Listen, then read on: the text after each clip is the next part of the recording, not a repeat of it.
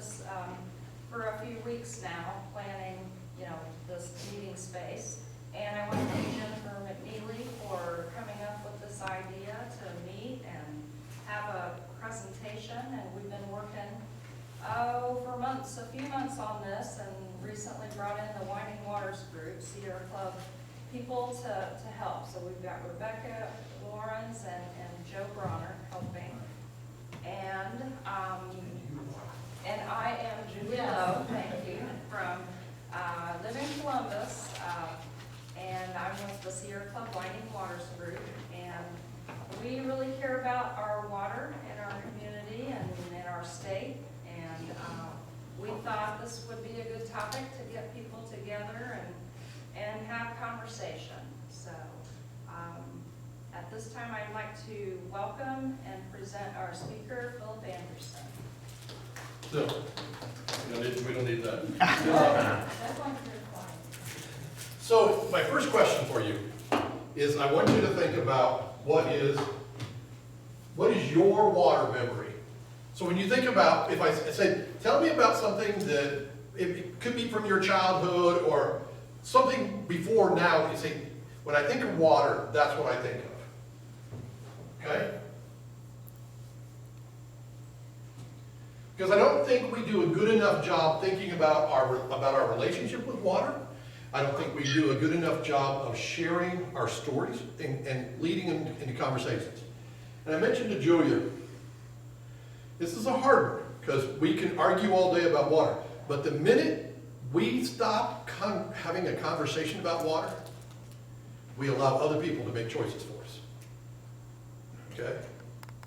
So the minute you and I decide to stop talking, that means you've got a position, I've got a position. Now I'm either on your side of the room or I'm not on your side of the room, but at that point we're asking somebody somewhere to go make a choice. And it's either that one or this one. And half the group is going to be mad. But if we keep conversing, then we can move in a different place. Does it mean we're going to agree? Oh, heavens no. Do you have family discussions? Yeah. You always agree? Oh, heavens no. If you're married, do you agree? No, heavens no. Do you have children? Will you agree with them? No, heavens no. But at least there's a conversation. And that's what we try to do. So I want you to think about a water memory that you have. And then I want to see if somebody will share, and if everybody's not sure, then I'll share mine to begin. But anybody got one that would share it with me? Yeah. Playing in the creek when I was a kid. That was like my most favorite thing to do. Do you remember the creek? Yes. What was it? I don't know. It was just the creek? It was just the creek. That's what we called it. Was it a creek or a crick? That's always an Oh, Indian. okay. It was probably a creek. Yeah, there you go. There you go. Yeah. Okay. Yeah, so we played it in winter. We played it in the summer. Every time of year, we'd always go down. That was like our destination. Yeah. Okay. What about somebody else? Anybody? I have someone from the chat, Yes. Rebecca Johns, that said, okay, it just disappeared. So she said, seeing the sunset over the sea. Okay. Yeah. Powerful. I mean, years ago I went to, we was in Naples with some family, and everybody would run to the coast, to the beach, and watch the sunset. And I'm like, ooh.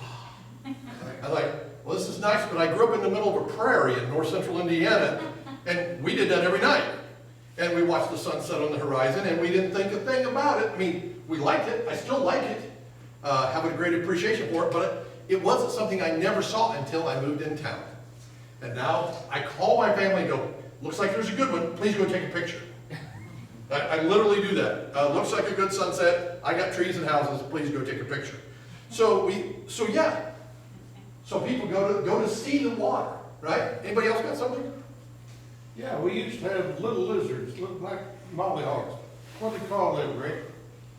I always call them little black lizards. Name for them. Newts or something, wasn't they? Yeah, I can't remember. Newts. And they were in the creeks, and we had crawfish, and we had all kinds of Yeah.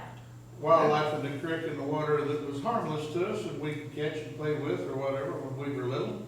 and you can turn over the rocks, and then the water was clear. And it wasn't mossy or scummy, and didn't smell, and it was beautiful. Okay, And everywhere you went, you had minnows in all your creeks and streams, all over. Now then, there's no fish in the creeks around here. There's no minnows.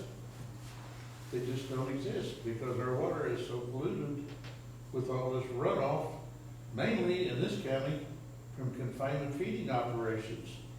so, okay, I've got a couple more from the Yeah, chat, if you don't yeah, mind sharing. sure. Denise says playing and walking along the rivers and lakes in northwest Indiana and Michigan. Okay, And then another, Marilyn says, my grandfather taught me to swim in Ore Lake. okay, okay. You had your hand up there a second Yeah, ago. we got finished baling hay one evening and we decided to cool off, so we stopped at a quarry to take a nice cool dip before we went home. Okay. That was it was refreshing. Yeah, You yeah, get down to some of the deep water. yeah. Yep. That's right. So we all have these things that are part of our past. But we kind of separate those off, and we don't think about how they fit into the construct. I grew up, for my first 6 years, near one family farm, on Little Potato Creek, north central Indiana. And then we moved 6 miles west to my mother's side of the family when Interstate 65 went through. And in doing so, we moved to the upper end of that, to the ditch. So it wasn't quite the natural stream, it was the ditch above it. So the drain. And, I remember sitting in a meeting one time and somebody said, all water should be fishable, swimmable, and drinkable. I said, you can stand like this over it in August. There's nothing, it's just a little pool. So I'm not sure how that all fits in, but it changes the way we think because I have those memories of going down and playing in the creek, right? And so it shapes how we view our relationship with water. So the reason it's important, come on, here, you can do this. You're really gonna do this, aren't you? You really want to do this. Okay. Advanced for you, but it will help. No, it's just stuck. Frozen. It happens. Hang on. It says Michael up here. He stopped his, PowerPoint, he's gonna bring it back up because it was frozen. Here we go. So this is hidden up. There we go. I've got a lag. You gotta get used to this. So this is a stream, and this is White River. This East Fork of White River, down in south central Indiana, called Hindoston Falls. And so it's just a picture in the fall. Go there in the fall. In springtime, you can't see it because the water's too high. But what we're trying to do is talk about, tonight we want to talk about upstream and downstream. So what happens all along the watershed, okay? And we all got to share it. And that's what we sometimes get lost in. We get kind of out in the weeds of we want sides. And when we do sides, then we kind of dilute the idea that we share it. So a little bit about me. This was my family. And so me, my oldest daughter Rachel, my daughter Jessamine, and my wife Beth, who died in 19. And so I've spent my career in running nonprofits in agriculture.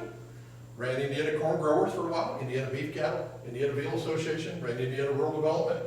Do my own, I consult. I'm a teacher. So I teach cultural heritage tourism today. I teach servant leadership globally.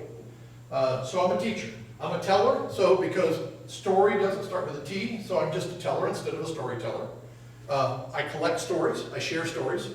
I will steal stories. I don't take credit for them, but I do steal them under the banner of R&D, which is not research and development, but rob and duplicate.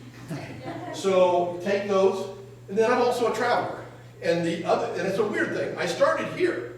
When I got out of college, I'd grown up in the prairie land. I came to southeastern Indiana, and northern Decatur County, well, north central Decatur County, Rush County, I felt comfortable in, and then I got into Franklin County. And I don't know how many of you have driven this, but if you take US 52 and you get to Andersonville, it is flat and straight, and then all of a sudden it's just all over the place. Well, guess what? That's where the glacier stopped.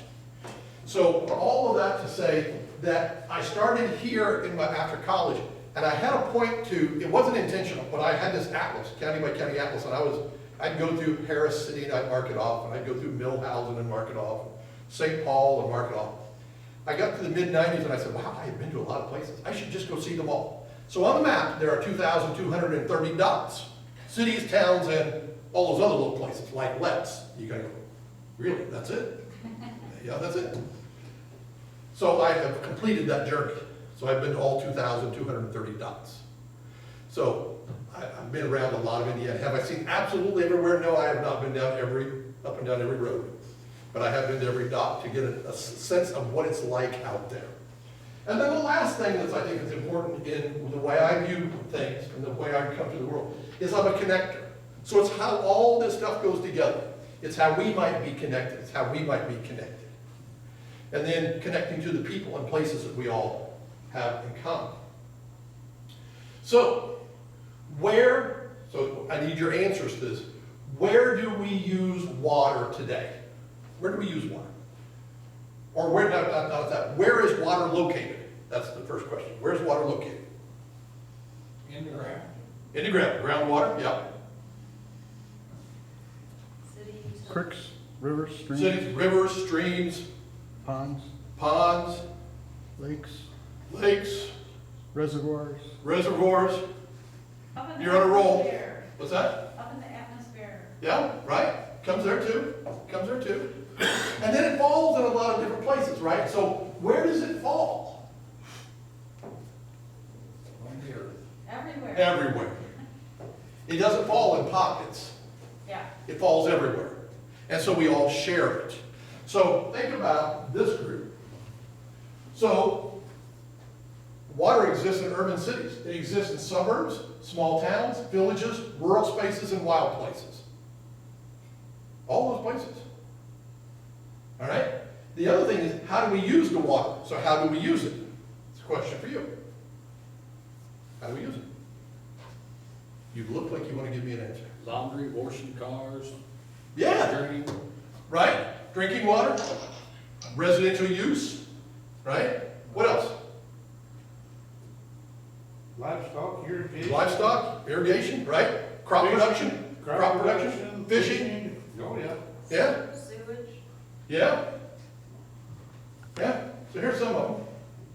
Farming and food production, we talked about. Recreation, housing, residential, industrial applications. I mean, right across the road sits Delta. Do you think they use water? Promise they do, right? Wildlife, natural spaces, wastewater, so systems and septics, and drainage, drinking water, groundwater, landscapes. Now, you can't see this on the bottom of the screen. Here's the question. That's okay.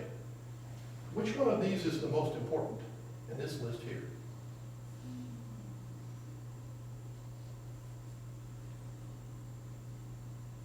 All of them. What's the most important one over here? Say drinking water, Maybe, farming and food production, maybe, wildlife. maybe. And that's the point. Yeah. It's all of them. But when we get in conversations about water, we tend to decide, oh, well, they need water, that's important. Well, I got more farmers in my family that they like rainfall except when they don't like rainfall, Yeah. right? It's like, right now, there's a lot of guys still have crops out, and they are not excited about the possibility that it might rain tomorrow, because they still got corn they're trying to get in. So, but we tend to, especially when we get in public discourse, we try to decide. We try to decide. I think we had a comment here. It should be power production is another one, and should be wild places and wildlife. So does that mean we're not in the picture? Okay, that's the challenge. If we decide we want to be in the picture, then you have to balance how these things fall out.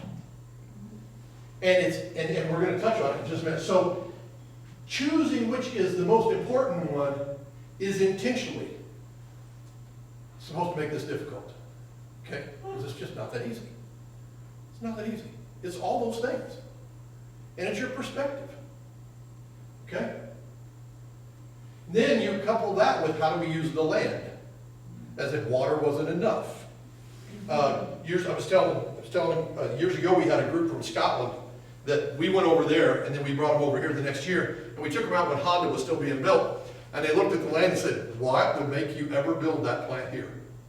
Like, what do you mean? They said, we don't have flat land like that anywhere in Scotland, so why would you put that on flat land? I said, well, we think we have a lot. And they said, that just makes no sense to us. Where would they have put it? On a hillside. Even if it had to move the whole hillside around, they'd put it on a hillside. Hillsides is all they have. Okay? But they just were like blown away. I mean, driving through Indiana was like, how do you have this much flat land?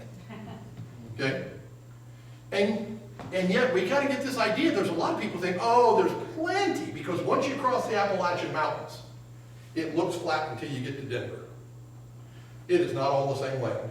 Flat and fertile are not the same things. So all this is a part. The second thing is we lose track of what perspectives are. What's your perspective? What's yours? What's yours? What's mine? And so when you look at this picture, what is it? Is it a circle? When you look at this, is it a circle or a box? And the reality is, the answer is yes. Yes. Yes, it's both, right? Right. So if you look at it this way, it looks like a circle. Somebody else says, oh, it is not. And we talked about that right a little before. It's like we're trying to get to kind of the same place, coming from different directions, but we stop short of ever kind of going, yeah, we're trying to get close. It's like we didn't get all the way there, so now we're at odds. Okay? So it's a challenge. So let's show you a couple things. We typically don't look at our watersheds this way, but these are the watersheds that affect Indiana. All right? And we're all part of the big one in the middle of the Wabash River. Right? Right. So here's what's interesting. This place right up here, that is like the high point of Indiana. Doesn't look like it, it makes no sense. You'd swear it has to be somewhere down in here, where we have hills and hollers and knobs and, no. You get there, you drive up there and go, this is it, huh? There's a marker. You'd never guess. But all the streams kind of flow out from there. You can see it all. Kind of spider web up and out, okay? We don't see it this way because we see it this way. Because we always draw lines around it that are borders. Water doesn't care about borders. But well, this is Indiana. So if you break it down a little farther, these are the major watersheds here. Okay? You kind of get a feel of it. We all know we're down in this area. We're the only place the only part of the watershed in the state of Indiana that you can actually lose a river in. We have Lost River down in south central Indiana, the karst area. If you want to think a little smaller, we can go to 8-digit hydrological codes, which is how they identify streams. There are 38 of those. So now we're here, this upper East Fork, but you also got Flat Rock and Hall Creek. And I mean, if you get right here, you got a whole confluence of a lot of stuff. And these flow this way, and those flow that way, and some flow that way. And so all that's a part, okay? So how we see the watershed depends on where you sit. And not just where you sit in what watershed, but where you sit in the watershed. Do you sit down here? Do you sit up here? It's a whole different place. Whole different place. And wherever we sit, do we think about the other people at the other end? That usually doesn't happen.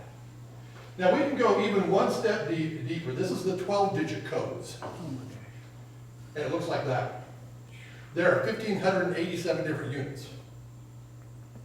Okay? Where it all begins is what we talked about. Rainfall, lakes, springs, culverts, drains, dug wells. All those pieces is where it begins. And yet the water is the same water we've been recycling for literally millennia. Okay? Now this is an image of the East Fork of White River in Bartholomew County. It's created by, it says there, by Matt Johnson, a cartographic specialist and digital collections manager. He's got a heck of a business card. Let's take it. For the manager of the Indiana Geological and Water Survey. Okay? But that's the East Fork of the White River. So watersheds, here's the problem. We think of them as being that route and that they're linear. But they're not really. And so what you have is this. There is no agricultural section of the watershed.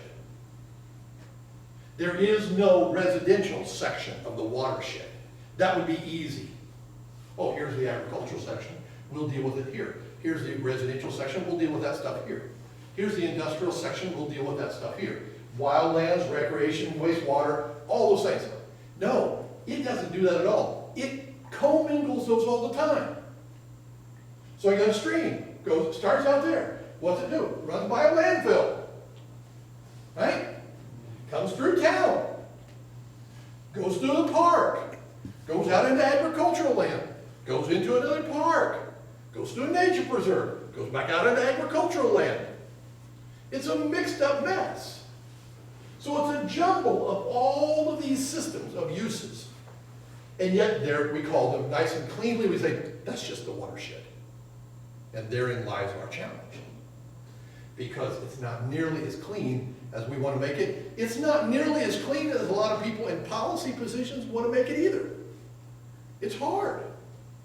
It's hard. And because it's hard, we default to this, the blame game. We don't like what's going on, we point fingers. Okay? So what's that look like?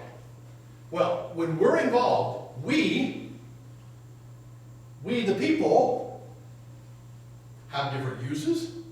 We the people are in different places. We the people want different policies. Okay? Where do I want my policies?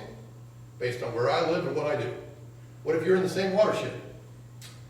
Don't quite care as much about you as I care about me. So we fall into these traps. And so, do we view them as collision, arguing with each other, or do we view them as all of the uses, all of the places, all of the policies that affect the watershed coming together? Does it change the way we have conversation? It should. If we view it as a convergence of all these things coming together, that's one thing. If we view it as a collision, it's just the opposite. Robert Frost, the poet Robert Frost, once used that famous poem about, I came walking through the woods, I came to a fork in the road, and I took the path, chose the path less traveled, the road less traveled.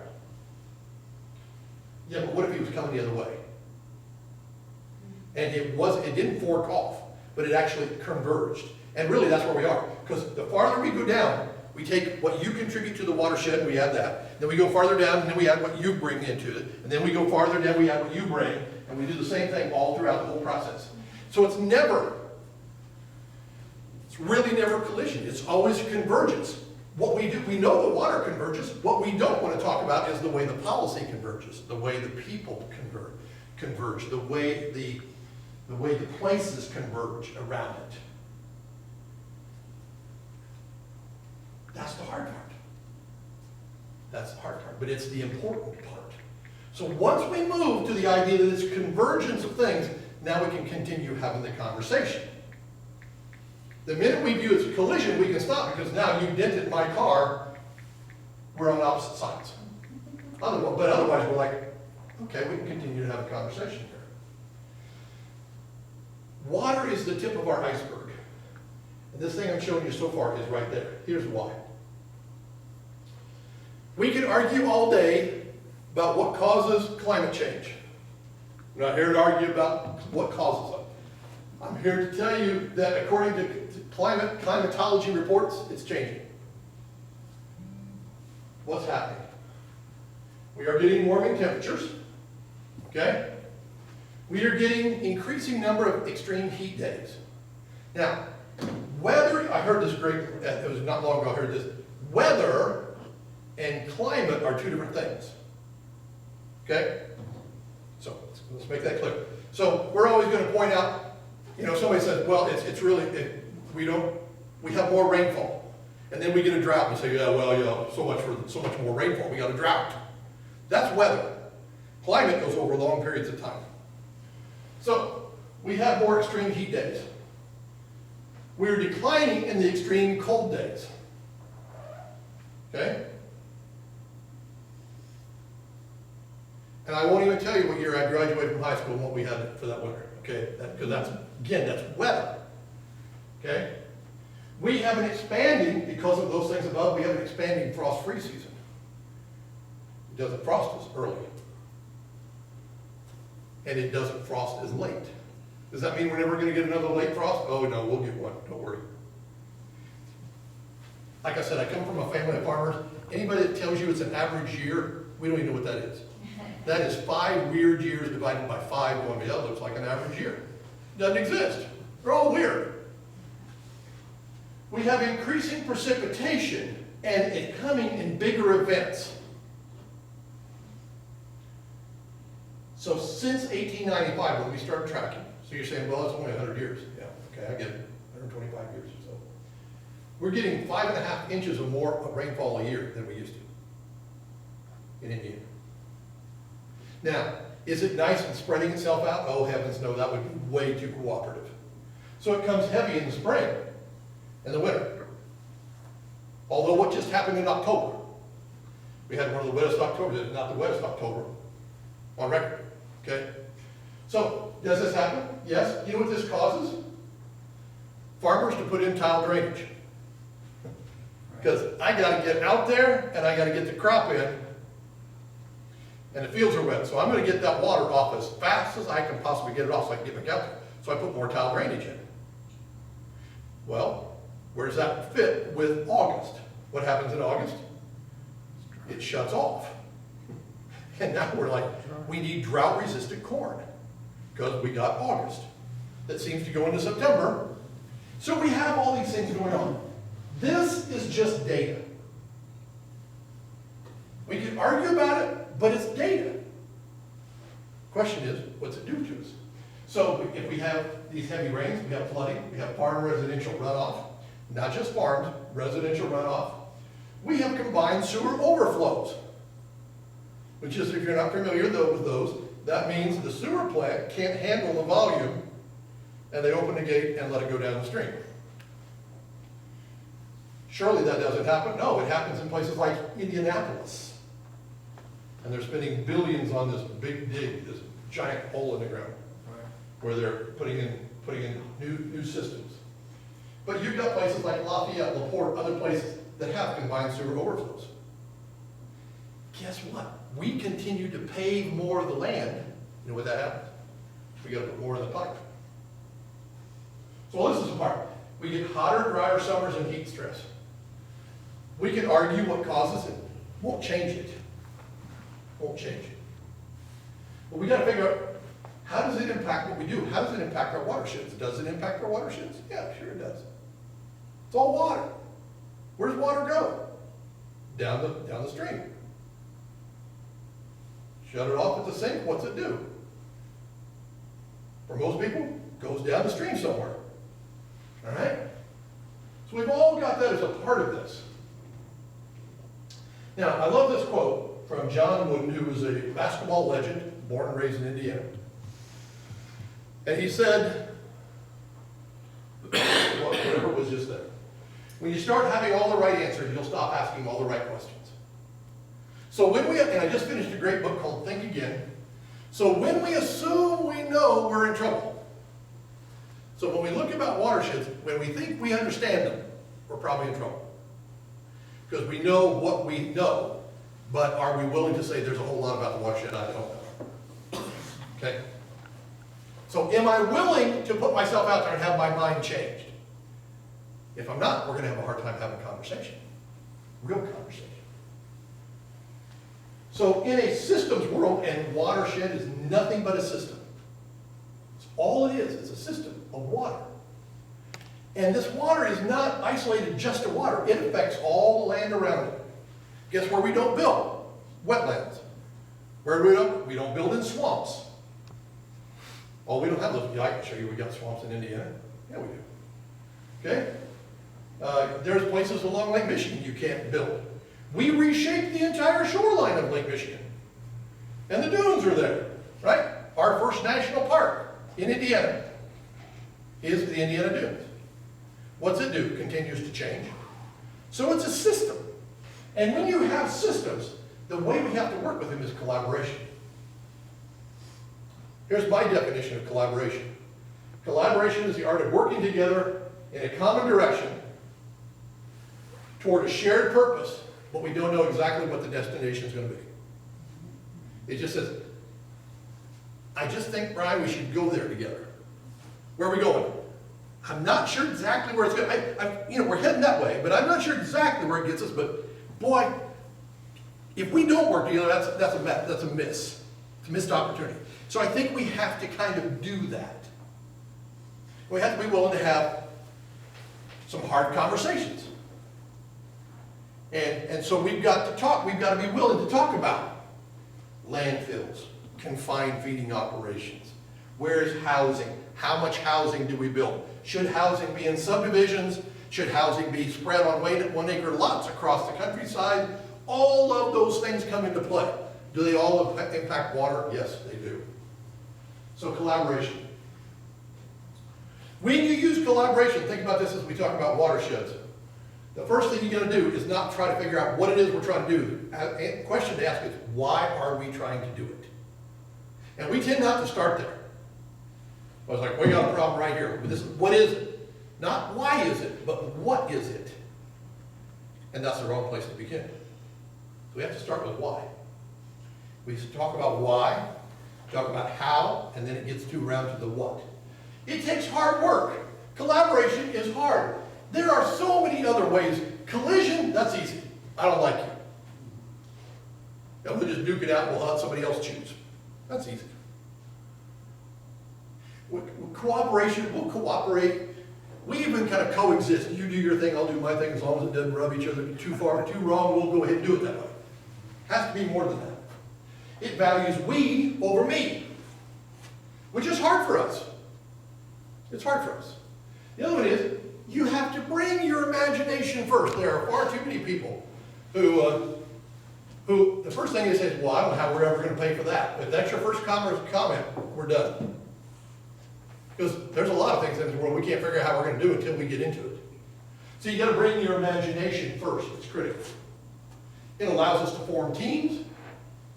Teams sometimes are functional, sometimes teams are dysfunctional. Teams don't have to exist forever. So if we're in a work group, we can be in a group for a very brief period of time, and then we can disband. And we can reformulate with another group of people. But it allows us to form places where conversation can be held. You have to adapt, not adopt. I am not a big fan of the phrase best practices. And the reason is because best practice where? We had that conversation about farming in Jennings County, didn't we? The ground I grew up on in Clinton County is pretty fine. It's pretty fine black ground. I don't know if my brother would do a good job farming in Jennings County, but my grandfather farmed in Jennings County, and the minute he got away from that, he was really happy. Because it's tough land. Now, do the people there know how to farm it? Yeah, they figured it out. You don't farm it the same way. I keep driving around all over southern Indiana going, how do you get a combine down that road and into that field? I understand going back and forth in the field, but how do you get it down the road? I don't know if any of you have ever been to Story, Indiana, near Nashville. I cannot imagine taking a combine down 135, State Road 135. That is just nuts. They do it. There's a farm there. Huge bottomland fields. So best practices for there is not best practices for here. Can we learn things from each other? Absolutely. So you always adapt. You don't just say, well, let's just do it because they did it. Excuse me. When we collaborate, we dissolve a lot of boundaries. Here's who I am, this is my land I staked out, here's the area that Tom staked out, here's the area that Brian staked out, all these things, all of a sudden we're like, those boundaries start to disappear. If you look at watersheds, county lines don't matter because the water doesn't know it's there. And I will tell you as a tourist, as I teach tourism, there's no tourist that went canoeing down the Whitewater River and said, oh my God, there's the Fayette County line, turn around, let's go back. No, we don't, we're oblivious to it. How we live ignores county lines. People in government deal with county lines. The rest of us don't. And then you have to coach and coax and persuade and listen in ways that we're not used to listening. Imagine listening, I heard this just the last couple days, imagine listening in a way that you'd be willing to change your mind. That is not a place we usually listen from. We listen from a place of, I'll listen long enough to figure out if I can change your mind. But I'm willing to listen in a place where I can change mine. And the last one is, it's a shared journey. It's a shared journey. We're going there anyway. We might as well try to get there together. The other thing is, there are always hurdles. And in this case, not just hurdles, but pitfalls. Okay, what are they? When you start working with people, you run into this. Collaboration is always between people, never between organizations. Ever. It's within the people within those organizations. And when those personalities change, the organization's willingness to collaborate changes. Okay? Players come, players go, so there's a constant flux. I have been at this thing for now 40 plus years, and I've had people say, isn't that an amazing thing? I was like, yeah, well, we talked about that about 35 years ago. But I'm happy it's happening. But people come, people go. It's okay. It's okay. Short-term thinkers on a long-term journey, you'll run into trouble. Because they're like, no, it has to be, we got to solve it now, as if this is the only, it may be the only lifetime you have, but it's not the only lifetime going to be had with this issue. So, it's long-term stuff. I love the old adage that, you plant the tree, and do you plant it for you? No. Plant trees that may never be able to sit under the shade of. You plant trees for the next generation or two. Same thing here. What's our long-term journey? How do we move there? Is it when we run into roadblocks, or when we run into hurdles, are they detours or roadblocks? If they're roadblocks, we're going, throw our hands up and walk away. If they're detours, we're like, let's figure out how we can get around that. Does it always work easily? No. Have you ever gone up and you know your county roads, right? And you're thinking, it says road closed, bridge out.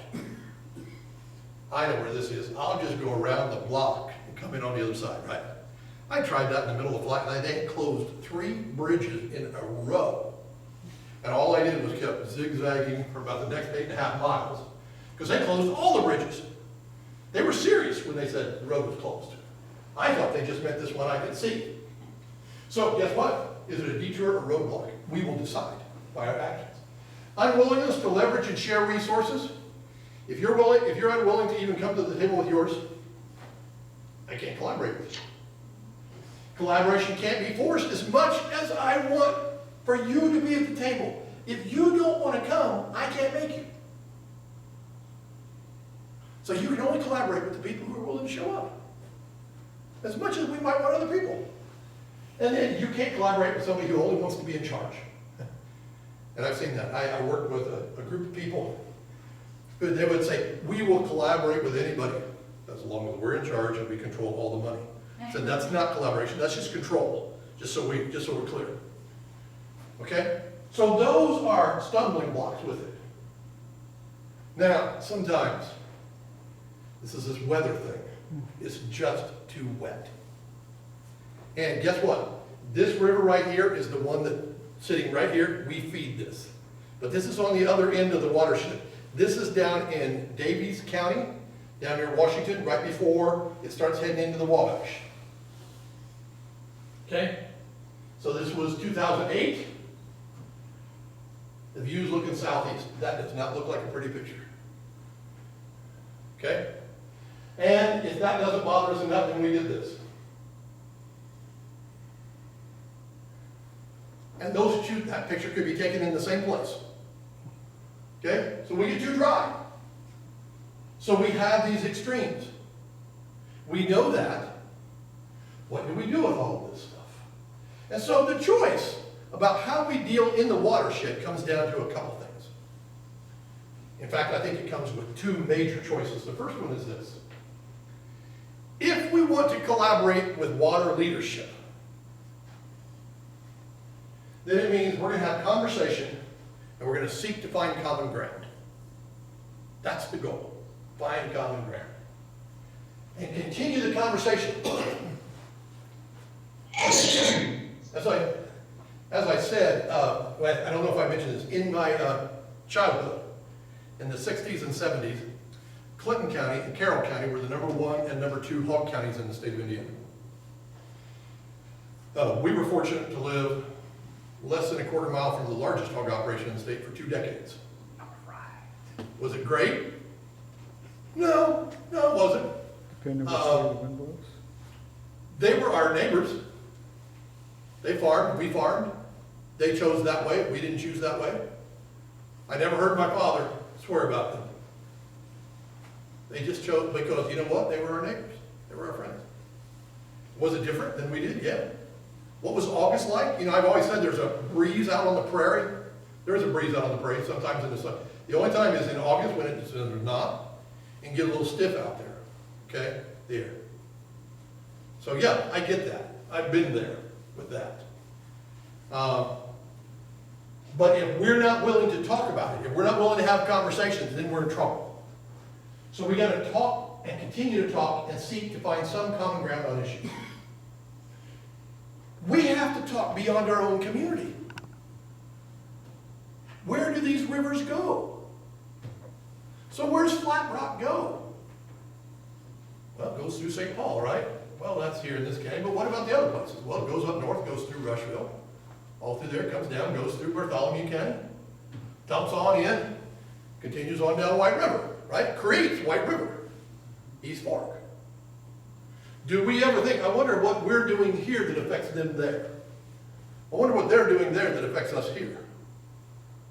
My family farms in an area that eventually the water goes into Sugar Creek. Sugar Creek is the stream that flows through the Shades and Turkey Run State Park. Big canoeing area. I always wonder. I wonder if the people canoeing along the river ever wonder, what are we doing to the river? Do I think they ask that question? Oh, heavens no. Do I think my brothers think about this until I pose the question to them? Are you thinking about how this affects the canoe people in Sugar Creek? Kids look like, what? Just ask them. Just ask them. So are we thinking about the communities that exist? Because we don't have those conversations. We rarely have a conversation about beyond our home community. We think our community is, well, I've got the north end, the central, and the southern end of Decatur County. I got the eastern part of Bartholomew County. There's a whole lot more to it than that. Okay? So we got to think, what action steps can we think about and talk about in the communities in the corridor? Shared responsibility and investment. Right? What do we do there? Where should the money be invested? What should the projects do? What are we trying to address? And then, multi-dimensional sustainability. Now that is a really nice academic term for we all live here together. And we have all those uses at the beginning, all the places we use it, and all the ways we use it. That's what that means. Are we talking about all those things? Or just focusing on one to miss the others? Because if we're not able to figure out how to have collaborative water leadership, I believe we'll be stuck with draconian water management, which is when the courts get involved. Is that really what we want? Because I will promise you, half the people, maybe not half, close, will be happy, and the other half will be up in arms. Right? We could do away with it. We could maybe avoid the jurisdictional stuff in the courts. Oh, let's just give it to the legislature. Okay? Is that the best avenue? I don't know that it is. I'm not saying I'm not here to indict anybody, I'm just saying it's hard because they don't live the issues you live, but what we're telling them is, well, yeah, but we stopped talking a long time ago. So we need you to decide. We can just continue to point fingers and use the blame game. We can continue to polarize, which is all it does is leave some winners and losers, and we're asking people to pick. And then we had this conversation at dinner time. I promise you, in this day and age, I can bring your scientists to the table, and I can bring my scientists to the table. And we can argue, and they'll argue over data sets.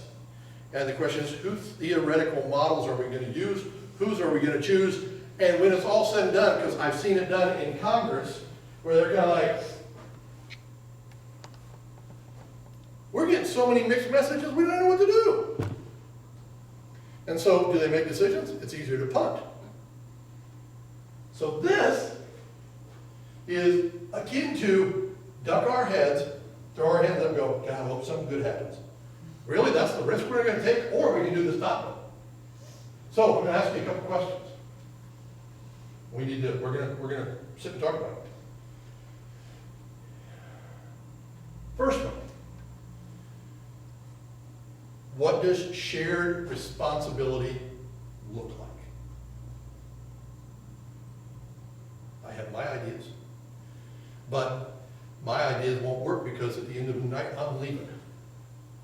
So, what does shared responsibility look like to you? What does it look like? And anybody on our chat that wants to step in, they can. Okay, what we're going to do, we're not going to put anybody on the spot here. So here's what I want to do. I want you two and you to come up here. Okay, you, right? You up here. I want you to be over here. See, I'm going to send you over here, I'm going to send you up there. Okay? All right? So let's do that. Just have a seat. Just have a seat. Sit on the other side, how's that?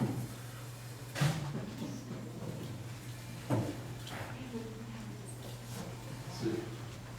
I got one more over here, one more from there. Okay. You're gonna stay there? Yeah. Okay, okay. So, you got the question, now you have to have the conversation. And I'm not gonna sit here and have the conversation for you. So, what does shared responsibility look like? What does it mean? Talk about a watershed, what does shared responsibility mean? Okay?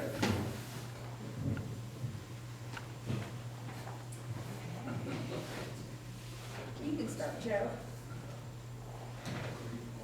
Well, I guess shared responsibility would be that everybody in the group would start talking and give their opinion to what needs to be done.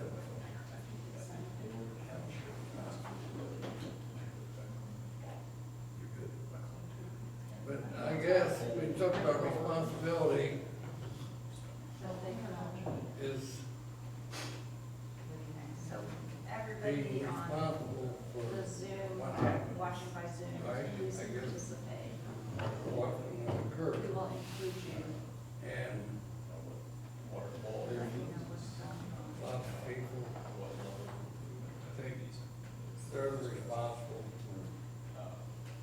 for So the, how about I talk and, with but they everybody could Watershed. take, on Zoom? consideration We're of gonna do Yeah. breakout rooms, so as a Which matter of could include the water quality discussion you were just having. noise level and then- but I guess you do have to ensure responsibility, you have to get a consensus What do you want? of That's joining of by the group. Zoom. What do you send you into Of a breakout room so going that to you be can discuss who on would what the responsible shared for responsibility is. and at any time you can Okay. leave the spray. Anybody else on that? Well, we all should work together and not fight amongst ourselves for a common goal, What would, what would the will company? benefit the whole community, not just our little group here, but the whole county. Or say the river runs all the way from Rush County through to Berthani County, then that includes everybody in that watershed should take an interest and take care of it, Okay, and be okay. aware of what they're doing. And we should have That's what you have to do. rules and people will follow and check in on this. Yeah, I think I got an example. right, and then share, If you're on the drainage board, you wanna make sure the drains are all open and the water gets out of the field. Well, I'm just not getting them. So that- They're breakout.